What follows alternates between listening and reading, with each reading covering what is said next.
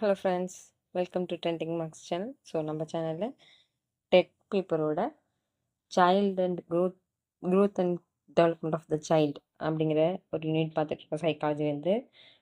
So psychology பொறுத்த வரைக்கும் கொஞ்சம் இது கொஞ்சம் ரீட் பண்ணால் ஒரு கொஞ்சம் ஸ்டோரி மாதிரி இருக்கும். அதனால் கொஞ்சம் ப்ரிப்பேர் பண்ணால் ஓரளவு நம்மளால் ஸ்கோர் பண்ண முடியும் அப்படிங்கிறதுக்காக இதை எடுத்திருக்கேன். ரொம்பவும் சைக்காலஜியில் கான்சன்ட்ரேஷன் பண்ண வேண்டாம். ஏன்னா சைக்காலஜிலேருந்து நமக்கு டிஃபிகல்ட்டான கொஷின்ஸ் அதிகமாக சான்ஸ் இருக்குது. ஸோ மற்ற சப்ஜெக்டை கான்சன்ட்ரேஷன் பண்ண பாருங்கள். இது கொஞ்சம் ஸ்டோரி மாதிரி இருக்கும். அதனால் கொஞ்சம் இதை மட்டும் பார்ப்போம் அப்படிங்கிறதுக்காக இதை ப்ரிப்பேர் பண்ணிகிட்டு இருந்தேன். ஸோ இன்றைக்கி நம்ம வீடியோவில் எதை பற்றி பார்க்க போகிறோம் அப்படின்னா, குளவி பருவத்தில் உள்ள அறிக்கை வளர்ச்சி அப்படிங்கிறத பற்றி தான் பார்க்க போகிறோம். ஸோ அறிக்கை வளர்ச்சியை பற்றி பார்க்க போகிறோம். ஸோ இது ஸோ குளவி பருவத்தில் அறிக்கை வளர்ச்சி அப்படிங்கிறது என்னென்னா, ஒரு குழந்தையோட வளர்ச்சி இருக்கு இல்லையா? ஸோ வளர்ச்சிங்கிறது நம்ம என்ன சொல்லுவோம்னா டெவலப்மெண்ட், அதோட செயலில் ஏற்படுற டெவலப்மெண்ட், அதில் இருக்க வேறு பிஹேவியரில் இருக்க டெவலப்மெண்ட், அதுதான் வளர்ச்சின்னு சொல்லுவோம். ஸோ அதே மாதிரி அந்த குழந்தையோட அறிக்கை வளர்ச்சி அப்படிங்கிறது என்னென்னா, ஏதாவது தெரிஞ்சுக்கிறோம், ஏதாவது அறிஞ்சிக்கிறதுல உள்ள வளர்ச்சி தான் அறிக்கை வளர்ச்சி அப்படின்னு சொல்லுவோம். ஸோ இப்போ ஏதாவது ஒரு ப்ராப்ளம் வரும்போது அதை எப்படி சால்வ் பண்ணுறாங்க, இந்த மாதிரி லாங்குவேஜ்லாம் கற்றுக்கிற ஸ்டேஜ் தானே. குழந்தையா புதுசாக ஒரு லாங்குவேஜ் கற்றுக்கிற ஸ்டேஜ் தானே. ஸோ அந்த மாதிரி ஒரு லாங்குவேஜ் கற்றுக்கிறதுல அதில் என்ன டெவலப்மெண்ட் இருக்குது, ஸோ அவங்களோட அறிவில் என்ன டெவலப்மெண்ட் இருக்குது, அந்த மாதிரி உள்ளது தான் இந்த அறிக்கை வளர்ச்சியில் பார்ப்போம். ஸோ குழவி பருவம் அப்படிங்கிறப்ப நமக்கு என்ன சொல்லியிருக்கோம், பிறந்ததுலேருந்து ஒரு வருஷம் வரைக்கும், இந்த பிறந்ததுலேருந்து ஒரு வருஷம் வரைக்கும் உள்ள குழந்தைங்களுக்கு என்னென்ன மாதிரியான அறிக்கை வளர்ச்சி இருக்குது அப்படிங்கிறது தான் இதில் பார்க்க போகிறோம். ஸோ 12லேருந்து ஃபஸ்ட்டு இருக்கிறது என்னென்னா, 12லேருந்து 15 அங்குலம் தூரத்தில் உள்ள பொருட்கள், அதாவது நம்ம அந்த குழந்தை உட்காந்துருக்குன்னா அந்த அந்த படுத்திருக்க உட்காந்துருக்க ஸ்டேஜில் அதுலேருந்து ஒரு 12 இன்ச்சு 15 இன்ச்சுக்கு அப்புறம் என்னென்ன திங்ஸ் இருக்குது அப்படிங்கிறத மட்டும் தான் அந்த குழந்தையால் பார்க்க முடியும். அடுத்தது என்னென்னா, அவங்க அம்மாவோட வாய்ஸை கேட்கும்போது என்னாகும், ஆட்டோமேட்டிக்காக அந்த பிள்ளைங்களுக்கு சிரிப்பு வந்துடும். அதுதான் செகண்ட் பாயிண்டில் சொல்லியிருந்தாங்க. அடுத்தது ஏதாவது அந்த பொண்ணு அந்த குழந்தைங்க வேறு ஏதோ ஒரு வேலையில் இன்ட்ரெஸ்ட்டாக இருக்கும்போது திடீர்னு வேறு ஏதாவது சத்தமாக சவுண்டு கேட்கும்போது என்ன பண்ணுங்க, எங்கே சவுண்டு கேட்குதோ அந்த இடத்த தான் திரும்பி பார்க்குங்க. ஸோ அதுதான் அடுத்து கொடுத்துருக்குது. அதே மாதிரி டேஸ்ட்டு, ஸ்மெல்லு அதெல்லாம் டிஃப்ரெண்ட் பண்ணி பார்த்துக்கோங்க. டேஸ்ட்டுனா ஏதோ சாப்பிடும்போது அந்த டேஸ்ட்டு தனியாக தெரிஞ்சுக்குவாங்க. அதே மாதிரி ஸ்மெல் வரும் இல்லையா, சில திங்ஸ்லேருந்து ஒரு ஸ்மெல் வரும், சில திங்ஸ்லேருந்து ஒரு வேறு மாதிரி ஸ்மெல் வரும். அந்த மாதிரி ஸ்மெல்லு இதையும் கண்டுபிடிச்சிக்குவாங்க. அதே மாதிரி சிலது ஸ்மெல் இல்லாமல் சில திங்ஸ் இருக்கும் இல்லையா, அதையுமே என்ன பண்ணுவாங்கன்னா அவங்ககிட்ட தள்ளி வச்சுருவாங்க. ஸோ ஸ்மெல் வர்றது அப்படிங்கிறது அப்சர்வ் பண்ணுவாங்க. ஓகேவா? ஸோ அடுத்து இருக்கிறது என்னென்னா, கலர்ஸு லைட்ஸு அதெல்லாம் பார்க்கும்போது என்ன பண்ணுவாங்கன்னா, ஆட்டோமேட்டிக்காக அந்த சைடு திரும்பி பார்ப்பாங்க. டிஃப்ரெண்ட்டாக ஏதாவது கலர் தெரியும் போது, இல்லை லைட் டிஃப்ரெண்ட் கலர்ஸில் தெரியும் போது என்ன பண்ணுவாங்க, அந்த சைடு திரும்பி பார்ப்பாங்க. அதே மாதிரி அவங்க கூட அதிகமாக இன்வால்வ்டாக இருக்கிற பர்சன்ஸை பார்த்தா என்ன பண்ணுவாங்க, அவங்க வாய்ஸ் கேட்டாலும் உடனே என்ன பண்ணுவாங்கன்னா அவங்க சைடு தான், அவங்கள நோக்கி தான் போவாங்க, அவங்க இதெல்லாம் தான் பார்ப்பாங்க மேக்ஸிமம். ஸோ அடுத்து கொடுத்துருக்கிறது அதுதான். நெக்ஸ்ட்டு சாப்பிட்ற திங்ஸ், ஏதோ ஒரு சாப்பிட்ற திங்ஸு அவங்க முன்னாடி அந்த பிள்ளைங்களோட கண்ணு முன்னாடி வச்சோம் அப்படின்னா என்ன பண்ணுங்க, ஃபஸ்ட்டு வாயை திறந்து காமிக்குங்க. சாப்பிட்றதுக்கான ஒரு இதுக்காக எதிர்பார்ப்போடு என்ன பண்ணுவோம், வாயை திறக்குங்க பண்ணுங்க. அதெல்லாம் இந்த ஸ்டேஜில் உள்ளது தான். அடுத்தது என்னது, அவங்க கூட இருக்க அந்த குழந்தைங்க கூட இருக்கிறவங்கள பார்த்து பராமரிக்கிறவங்கள, க்ளீன் பண்ணுற அந்த குழந்தைங்க கூடயே அதிகமாக இருக்கிறவங்க, அவங்களோட ஆக்டிவிட்டீஸ் இருக்கு இல்லையா, அவங்களோட ஆக்டிவிட்டீஸில் மூஞ்சில் வர டிஃப்ரென்ஸு, அவங்க என்னென்ன மாதிரியான சிம்டம்ஸ், அதாவது என்னென்ன மாதிரிலாம் கையசைச்சு பேசும்போது, அதுங்க கூட விளையாடும்போது கையசைக்கிறது, காலசைக்கிறதெல்லாம் இது பண்ணுவாங்க இல்லையா. ஸோ அதெல்லாம் பார்த்தா திரும்ப பண்ணுறதுக்கு ட்ரை பண்ணுவாங்க. சில நேரம் பார்த்தீங்கன்னு வச்சுக்கோங்களேன், ஒரு குழந்தையாக தான் இருக்கும், ஒரு 3 வயசு 4 வயசு 4 மாதம் பேபியாக தான் இருக்கும், 5 மாதம் பேபியாக தான் இருக்கும். அது முன்னாடி போயிட்டு விரலை இப்படி சுண்டுவோம் இல்லையா நம்ம பெரியவங்களாம். ஸோ அதே மாதிரி சுண்டுறோம் அப்படின்னா அதுவும் கையை தூக்கி நம்ம எந்த விரலை எதை வச்சு சுண்டுறோம் அப்படிங்கிறத அந்த விரலை மட்டும் தனியாக சேர்த்து வைக்கவாது ட்ரை பண்ணும். ஸோ அந்த மாதிரி அது முன்னாடி போய் நம்ம ஏதோ ஒரு சைகையை செய்யும்போது அதுவும் என்ன பண்ணும், அந்த சைனை திரும்ப செய்ய ட்ரை பண்ணும். அதான் அடுத்தது கொடுத்துருக்குது 8 பாயிண்டில். அதே மாதிரி ஒரே ஒரு நேரத்தில் அதோட கான்சன்ட்ரேஷன் ஒரே ஒரு பொம்மையில் மட்டும்தான் இருக்கும். கான்சன்ட்ரேஷன் நிறையா இதில் போகாது. அதோட கான்சன்ட்ரேஷன் ஒரு திங்ஸில் ஒரே நேரத்தில் ஒரு திங்ஸில் மட்டும்தான் இருக்கும். அதே மாதிரி நம்ம ஏதாவது பேசுகிறோம், அந்த குழந்தைங்கிட்ட நல்லா பேசுகிறோம், ஏதாவது சொல்ல ட்ரை பண்ணுறோம், ஏதாவது நல்லா சொல்லி காமிப்போம் இல்லையா, அது பேசுகிறதுக்கு ஈஸியான வார்த்தைகள் சொல்லும்போது அதுவும் என்ன பண்ணும்னா அதை ட்ரை பண்ணவாது செய்யும் அட்லீஸ்ட்.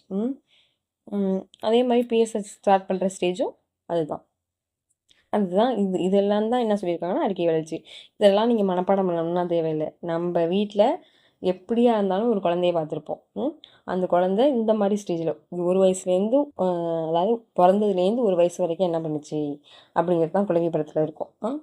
அடுத்தது என்ன இருக்குது, குழந்தை பருவத்துக்கு அப்புறம் முன் குழந்தை பருவம். அந்த மாதிரி அந்த ஸ்டேஜில் என்னென்ன பண்ணுச்சு, அந்த ஸ்டேஜ்னால் ஒரு வயசுலேருந்து 6 வயசு வரைக்கும். அடுத்த ஸ்டேஜ் போகும்போது அந்த ஸ்டேஜ் குரூப்பில் உள்ள நம்ம வீட்டில் இருந்த குழந்தைங்க என்னென்ன பண்ணுச்சோ அதே தான் காமனாக எல்லாத்துலேயும் இருக்குது. ஸோ அதுதான் இங்கே நோட்ஸ்லேயும் புக்லேயும் சொல்லியிருக்காங்க.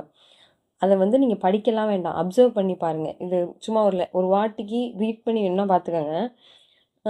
ஸ்டோரியாக தெரிஞ்சு வச்சுக்கோங்க. உங்கள் வீட்டில் இந்த குழந்தைய நம்ம வீட்டில் இருக்க மோஸ்ட்லி எல்லா குழந்தையுமே அதெல்லாம் பண்ணும். இதெல்லாம் பண்ணுவாங்க அப்படிங்கிறத மட்டும் தெரிஞ்சு வச்சுக்கோங்க. இதுலேருந்து கொஷின் கேட்டால் ஈஸியாக ஆன்சர் பண்ணுறதுக்கு நமக்கு ஈஸியாக இருக்கும். அதனால சொல்கிறேன். ஸோ இந்த மாதிரி ஈஸியாக இருக்க சப்ஜெக்டை மட்டும் சைக்காலஜிலேருந்து படிச்சுக்குவோம். மற்றது கஷ்டமாக இருக்கிறத கொஞ்சம் லாஸ்ட்டாக முடிஞ்சால் டைம் இருந்தால் அப்படின்னு படிச்சுக்கலாம். ஏன்னா நமக்கு பாஸ் பண்ணணும், டெட்டு பாஸ் பண்ணணும் அப்படிங்கிறது மட்டும் தான் மோட்டிவ், வேறு ஒன்றும் மோட்டிவ் கிடையாது. அதனால பாஸ் பண்ணுற அளவுக்கு ஓரளவு படிச்சுக்கிட்டா போதும். நெக்ஸ்ட்டு அதே குழந்தை பருவத்தில் நம்ம என்னென்னா சமூக மனவெளிச்சி வளர்ச்சி பற்றி பார்க்க போகிறோம். அதாவது சோஷியல் அண்ட் எமோஷனல் டெவலப்மெண்ட் பற்றி பார்க்க போகிறோம். அது என்ன அப்படி சோஷியல் அண்ட் எமோஷனல் டெவலப்மெண்ட்னா என்ன அப்படின்னு பார்த்தோம் அப்படின்னா, இப்போ வெளியில் போகிறாங்க, வீட்டில் உள்ளவங்களை தவிர வெளியில் வேறு வெளியில் சொசைட்டிக்கு சுற்றி போகும்போது, ஏதோ ஒரு விஷயமா போகும்போது அந்த சொசைட்டியில் இருக்க மற்றவங்க இருக்காங்க இல்லையா, மற்றவங்களோட எப்படி பழகுறாங்க, எப்படி ஒரு ஃப்ரெண்ட்ஷிப்பை டெவலப் பண்ணுறாங்க, அந்த மாதிரி உள்ள டெவலப்மெண்ட் தான் இந்த சமூக மனவெளிச்சி வளர்ச்சின்னு சொல்கிறோம். ஓகேவா? ஸோ சோஷியல் அண்ட் எமோஷனல் டெவலப்மெண்ட்னு சொல்கிறோம். இதில் அந்த ஒரு மாதத்துலேருந்து ஒரு வயசு வரைக்கும் உள்ள குழந்தைங்க என்னென்ன பண்ணுறாங்க அப்படிங்கிறத பற்றி பார்க்க போகிறோம். பிறந்த குழந்தை என்ன பண்ணுன்னா எப்படியா இருந்தாலும் ஒரு 17 மணி நேரத்துலேருந்து 19 மணி நேரம் வரைக்கும் தூங்கும். நல்லா தூங்குவாங்க பிறந்த குழந்தைங்க. ஸோ அதுதான் ஃபஸ்ட்டில் சொல்லியிருக்காது, அதிகமாக தூங்குவாங்க.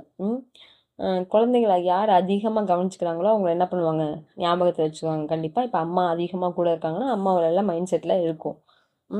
அதே மாதிரி யாராவது அவங்கள பார்த்து சிரிக்கும்போது, யாருன்னே தெரியாதவங்களா இருந்தாலும் சரி, அந்த குழந்தைய பார்த்து சிரிக்கும்போது என்ன பண்ணுவோம், திரும்ப சிரிக்கும். ஏன்னா அதுக்கு யாருன்னு தெரியலனாலும் அவங்கள பார்த்து சிரிக்கிறாங்கன்னா அதுவும் சிரிக்கும். அந்த மாதிரி அந்த குழந்தைகிட்ட போய் கிச்சு கிச்சு பண்ணி விளையாடுவோம்ல, அது அது அதுக்கு கொஞ்சம் பூசுகிற மாதிரி ஏதாவது பண்ணும்போது என்ன பண்ணுவோம், ஹாப்பி அது மூஞ்சி வந்து ஒரு ஹாப்பினஸ் தெரியும், ஒரு மாதிரி ஸ்மைல் பண்ணும், ஒரு மாதிரி விளையாட ஆரம்பிக்கும். அதான் சொல்லியிருக்காங்க. அடுத்து என்ன சொல்லியிருக்காங்கன்னா, ரொம்ப க்ளோஸாக இருக்கிறவங்களோட வாய்ஸ் அதிகமாக கேட்டுகிட்டே இருக்கிறவங்க வாய்ஸை கேட்கும்போது அது என்ன ஆகிடும்னா ஹாப்பி ஆகிடும். அதே மாதிரி அது முக்கியமாக பார்த்துக்குவாங்க இல்லையா, பராமரிப்பாங்க இல்லையா, அது கூடவே குழந்தை கூடவே இருப்பாங்க இல்லையா, அவங்க மேலே தான் ரொம்ப பாசமாக இருக்கும். வேறு யாராவது புதுசாக அன்றைக்கி தான் பார்க்குது, அந்த குழந்தை புதுசாக அவங்கள அன்றைக்கி தான் பார்க்குது அப்படின்னா என்ன ஆகிடும், ஆட்டோமேட்டிக்காக அதுக்கு ஒரு நர்வஸ் வந்துடும். ரொம்ப பதட்டமாக ஒரு மாதிரி ஃபேஸ் எக்ஸ்ப்ரெஷன்லாம் என்ன ஆகும், மாறும். அடுத்து வந்து அவங்களோட திங்ஸ், அவங்களோட பொம்மை, அதுக்கு தேவையான திங்ஸ், அதோட திங்ஸ் யாராவது எடுக்கும்போது என்ன பண்ணும், ஒரு மாதிரி எடுக்கக்கூடாது அப்படிங்கிற மாதிரி ஒரு மாதிரி அந்த ஒரு நெகட்டிவ்னஸை காமிக்கும். எடுக்கக்கூடாது என்னோடது அப்படிங்கிற மாதிரி ஒரு எதிர்ப்பு காமிக்கும். ஓகேவா? அடுத்தது வந்து அவங்கள ரொம்ப சேவ் பண்ணு, அவங்க கூடவே இருக்கிற அம்மாவோ இல்லை அவங்க அந்த குழந்தைய தனியாக பார்த்துக்கிறவங்களோ அவங்கள விட்டு போகும்போது, அந்த குழந்தைய விட்டு தள்ளி போகும்போது என்ன பண்ணுவோம், அழுகும். இப்போ அம்மாவே கூடவே இருப்பாங்க, ஏதோ ஒரு வேலையாக உள்ளே போகிறாங்க, இல்லை அந்த குழந்தைய விட்டு கொஞ்சம் தள்ளி போகிறாங்க அப்படின்னா நான் ஆரம்பிக்கும், அந்த குழந்தை கூட இருக்கணும்னா உடனே என்ன பண்ணுவோம், அவங்க கூட இருக்கணும்னா உடனே அழக ஆரம்பிக்கும். அதுதான் பண்ணும். அதே மாதிரி அதோட திங்ஸ் இல்லையா, விளையாடுற திங்ஸ், விளையாடுற திங்ஸை அதே மாதிரி அதே ஸ்டேஜில் இருக்க குழந்தைங்க யார் கூடயாவது என்ன பண்ணுவோம், கண்டிப்பாக ஷேர் பண்ண ட்ரை பண்ணும். வந்தாங்க அப்படின்னா கண்டிப்பாக ஷேர் பண்ண ட்ரை பண்ணும். அதே மாதிரி குழந்தைங்க இந்த ஸ்டேஜில் உள்ள குழந்தைங்க தான் ரொம்ப பிடிவாதமாக இருக்கும். அதிகமாக கோவப்படுவாங்க. ரொம்ப பிடிவாதமாக இருப்பாங்க. அதிகமாக கோவப்படுவாங்க. தனியாக இந்த ஸ்டேஜில் தான் என்ன பண்ணுவாங்கன்னா தனியாக விளையாடவும் ஆரம்பிப்பாங்க. அதே மாதிரி ரொம்ப நிதானமாகவும் இருப்பாங்க. திடீர்னு பார்த்தா என்ன பண்ணுவாங்க, ஒரு மாதிரி ரொம்ப கோவமாக வெறித்தனமாக ஏதாவது அந்த குழந்தைங்க வேணுங்கிறத செய்யலை, இல்லை அவங்க அம்மா சொல்கிறத கூட இல்லை, அவங்களுக்கு ரொம்ப பிடிச்ச பிள்ளைங்க கூட இல்லை அப்படிங்கிற போது என்ன பண்ணுவாங்க, சில நேரம் அப்படியே வீட்டில் இருக்கிறது எல்லாத்தையும் தூக்கி வீசுவாங்க, தூக்கி உடைப்பாங்க இல்லையா, தூக்கி தூக்கி போடுறவங்களும் தெரியாது, ஆனால் தள்ளி விடுவாங்க. ஓரளவு தூக்கி வீசுறங்கிறது தெரியாது அந்த குழந்தைங்களுக்கு. ஒரு மாதிரி வெறித்தனமாக பண்ணுற மாதிரி பண்ணுவாங்க இல்லையா, ஸோ அதுதான் சொல்லியிருக்காங்க. ஸோ குழந்தை பருவத்தில் உள்ள 3 வளர்ச்சி பார்த்துட்டோம். ஸோ லாஸ்ட் வீடியோவில் உடலியல் வளர்ச்சி பற்றி பார்த்தோம். இந்த வீடியோவில் அறிக்கையும் சமூக மனவளர்ச்சி பற்றியும் உள்ள வளர்ச்சி டெவலப்மெண்ட்ஸ் 3 ஸ்டேஜ் உள்ள டெவலப்மெண்ட்டும் பார்த்துட்டோம். ஓகேவா? ஸோ நெக்ஸ்ட் கிளாஸில் அடுத்த வீடியோஸ் போடுறேன். சேனல் யூஸ்ஃபுல்லாக இருந்துச்சு, உங்களுக்கு யூஸ்ஃபுல்லாக இருக்குது அப்படின்னு தோணுச்சுன்னா உங்கள் ஃப்ரெண்ட்ஸுக்கும் சேனலை ஷேர் பண்ணுங்கள். சேனலை சப்ஸ்கிரைப் பண்ணி வச்சுக்கோங்க. தேங்க்யூ ஃபார் வாட்சிங். டெட் எழுத போகிற எல்லாருக்குமே என்னோடய ஆல் தி பெஸ்ட். எல்லாருமே எலிஜிபிலிட்டி சர்டிஃபிகேட்டை வாங்கிடுவீங்க. தேங்க்யூ ஃபார் வாட்சிங். தேங்க்யூ.